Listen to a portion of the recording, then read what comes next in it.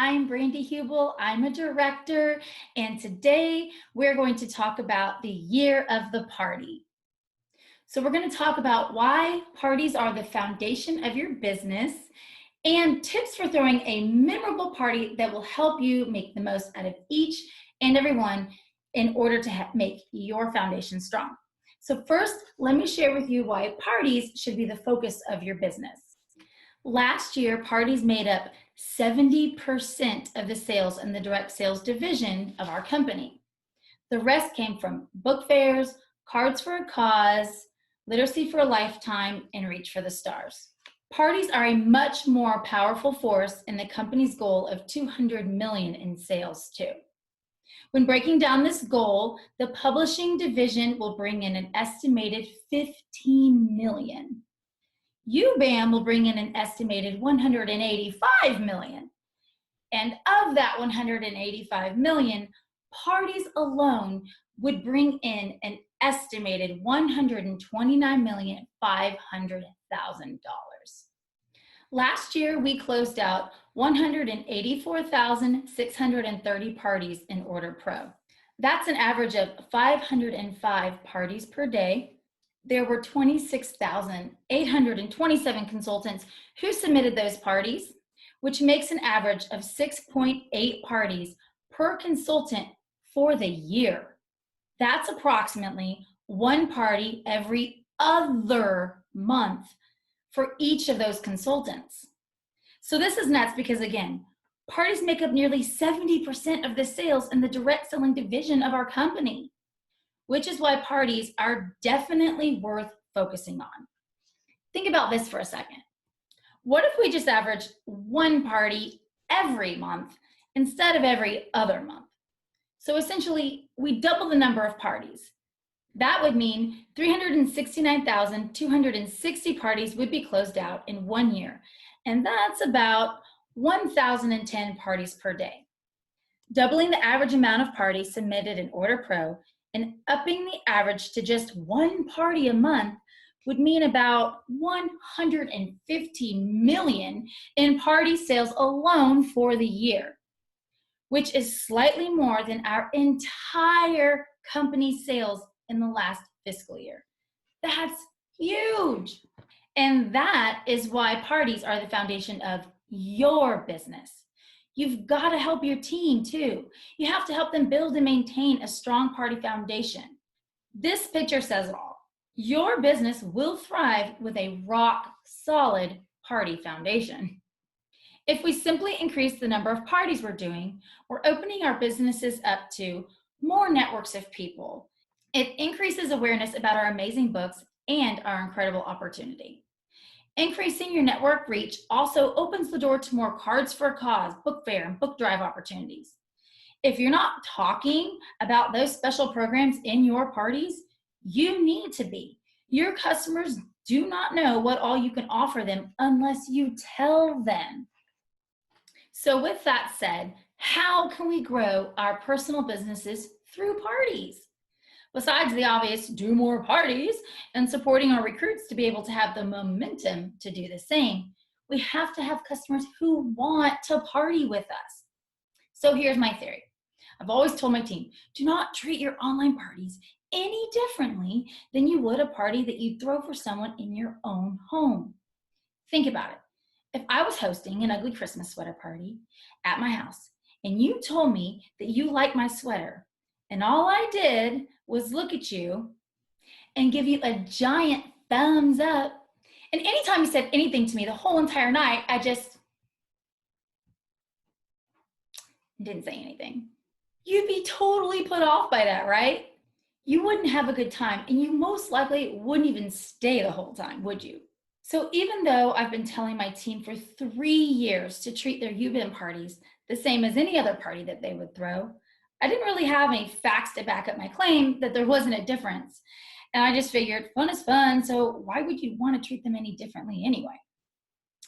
But when home office asks you to do a presentation for almost 2,000 people and then record it and share it with even more people, you want to make sure you kind of know what you're talking about. So I did a little research. I Googled it. What makes a memorable party, a fun party, something that is going to really make an impact and make people leave saying they had a great time.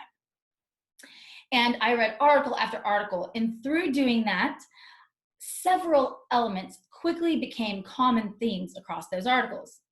Of that list, I can rule out 2, music and food and drink, because we don't have much control over those in a virtual setting. The rest, I would venture to say, aren't any different for online parties. Might end up looking different because the settings are different, but ultimately, they're just as important online if you're going to have a fun, successful party that ends with others wanting to host a party of their own too. Whether you're partying online or face-to-face, it's about the experience and the feelings you had during that experience that leave you saying you had a great time. So we're going to dig into each one of these characteristics and see how they can translate into an online UBAM book bash. First up is group bonding. We are great at this. These are the games and engagement posts that we use in all of our parties. One of the many articles I read about how to throw a great party said, games are good. Basically, you want to get everyone to do something together that will make them more relaxed and friendly. They don't have to be cheesy, but adding an element of competition to your soiree will liven things up. So for sure, we've got this covered in our online parties, don't we? Here are some more examples you've probably seen before. Asking questions like, what's your favorite Netflix show? Or what do you put in your stockings? Allows you to relate to your guests, get conversation going, set the tone, gain participation, and start bonding. One of the articles I came across said, the best hostesses are thoughtful and will cater to the little details of her event to delight her guests. All of the little attention to details, when added up, make for a memorable event. So don't overlook the details. And here's a few ways we can translate thoughtfulness into our online book parties. The first way we can pay attention to the small details is through our book recommendations. It's important that you make your guests feel like you're their personal shopper and they're getting the Neiman Marcus experience instead of a canned recommendation that wasn't really tailored to them. I purposely do not call it their wish list, and that's because I don't know their wishes. Instead, I call it my personalized recommendation list, and I let them know that their personal shopping is complete. Give a visual. Humans are visual creatures. Book cover images catch their attention. Videos show the inside of the book. Talk to them in the book recs. Use their name and their kids' names if they gave them to you. And be service-oriented by offering your assistance if they have any questions and reminding them when the party is and at what time. We can also be thoughtful by personalizing the party content and tailoring the party to the hostess and her guests. One way to do that is by doing a poll to collect the information and adjust your party accordingly. Everyone likes to quickly select their choice in a poll on Facebook. So this also gets people participating. Once you get your data, maybe it means you swap your baby book video in post 4 with the chapter book video instead. Or maybe it drives which books you decide to feature when you go live on post 2. Maybe it's both of those things. Added a few graphics to personalize the party to the hostess without spending too much time reinventing the entire wheel. For example, in this graphic here, all I would have to do is edit the name and picture really quickly. Remember, it's the little details that make for a memorable event. Connecting with the hostess and the party guests is so important. Take the time to talk to them and get to know them. Ask questions in order to break the ice and get some dialogue going. Use those engagement posts and games in your parties as a launch pad to get these conversations going. This is big time, y'all. Reply to their comments. Humans are numb to the thumb these days. Do not like button every comment. Instead, reply to them. This is a great opportunity to connect and get to know your guests. That way, you're less of a stranger and more of a friend. Building rapport ahead of time with each guest makes them much more inclined to book a party with you or join your team. The like button does have a place in your parties. Use it as a tool to get notifications out to the guests who have yet to order, and it serves as a gentle reminder that they haven't ordered yet. Here's a thoughtful thing you can do for your hostess. I call it my hot leads list. It takes the hard work out of the equation for the hostess in regards to follow up the day after the party, which makes them much more inclined to actually do the follow-up. I have 3 categories on here. It's everyone who came and has yet to order, everyone who ordered, and everyone who agreed to come, but they didn't show up to the party. And then anywhere there's a highlighted name, those are people who ask for personal recommendations, and those are definitely people we're gonna focus on at least. And then I give her a party goal based on her sales from the night before. I do mark at the top the time that I filled this out, because sometimes the hostess may not see this private message to them, this graphic private message to them, till later, like after more orders came in. So I print this out for myself, and I'm marking it off as orders are coming in, and that way I can speak specifically about certain people to the hostess about where they're at, if they plan to order, letting her know who I have on the list still. And then I also send a JPEG version through private messenger to the hostess, letting her know that this is definitely her key document to keep track of when it comes to follow-up. Ambiance is the next common theme repeatedly mentioned during my research to prove my theory accurate. How you judge ambiance has a lot to do with how you're feeling in the moment. So now we're going to focus on how what you do directly attributes to how your guests will feel about your online party. And in order to monitor the ambiance of your parties, I'm going to ask you 3 questions, and I want you to be very honest with yourself when answering them. So grab your pen, and you're going to rate yourself on a scale from 1 to 10, 10 being the very best. And I'm going to give you things to think about when you're deciding where you lay it on the scale. First up, on a scale from 1 to 10, overall, in general, how fun are you in your parties? Number 2, on a scale from 1 to 10, how organized are your parties? For example, can your guests easily find the ordering link? That's a little important, right? Do they all understand what to do during the party? How are you explaining that? Is your party easy to locate, or could you stand to use some tweaking in that department? So think about it. On a scale from 1 to 10, how organized are you in your parties? Number 3, on a scale from 1 to 10, what's the tone and energy like in your parties? Do your guests generally actively participate in most of them?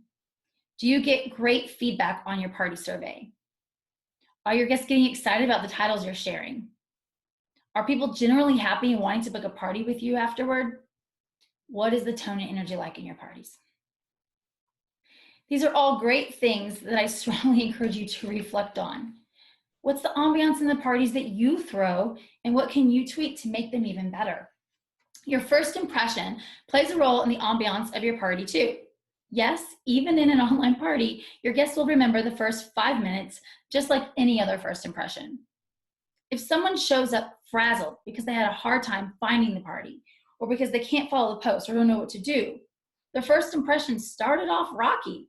And if you're doing this online, you can't pump comfort food and drinks into them to save the day. So make your guests feel comfortable and start your party off strong. Here's what you should consider. What things are you doing to help ensure that all the guests make it to the party with ease? What things are you doing to help ensure that all of your guests understand what's going to happen and how it's going to work? And what things are you doing to help ensure the party starts strong and makes a favorable first impression so they're more inclined to stay the entire time? Your guests will also remember the high and the low. You have to generate excitement and have a high, or they're only going to remember the low. The peak moments are the best when you do these 3 things. 1, reveal a surprise of some kind. 2, get people laughing. And 3, teach them something. The positive energy from those 3 types of high moments will transcend into sales, bookings, recruits, and repeat customers. You want to go out on a good note too, because your guests are going to remember the last 5 minutes. Ultimately, what's shaping their impression of having a party with you is how they're feeling during their party experience with you. And if you want everyone buzzing about your parties, keep in mind comfort and excitement will create that. Every good party has a theme too. I think the only time I have ever gone to a party and there was no reason for the party whatsoever were my college days at Texas State University. So typically there's a reason for the occasion, right? Catering to the season, your audience, the hostess's interests, etc., will set your party apart from the rest. You can build excitement around this with your graphics, games, lives, and videos too. Most memorable parties all start with an enticing invitation. Here's how you can get people excited and start a buzz early on.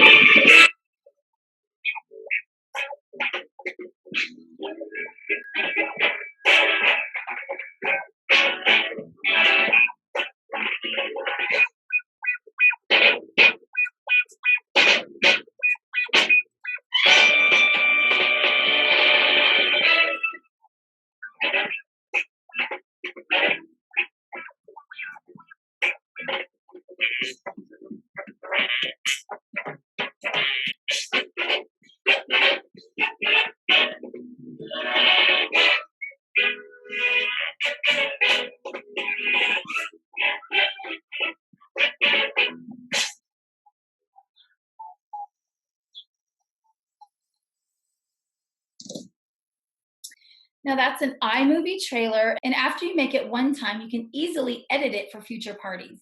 All you have to do is change the pictures of the hostess and her kids, edit the hostess's name, her party date and time.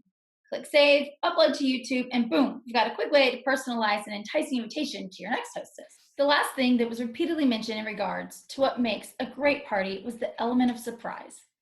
Now this doesn't have to be crazy, just something nobody was expecting. Have you ever thought about what the guests are expecting your online party to be like? Don't be what they're expecting.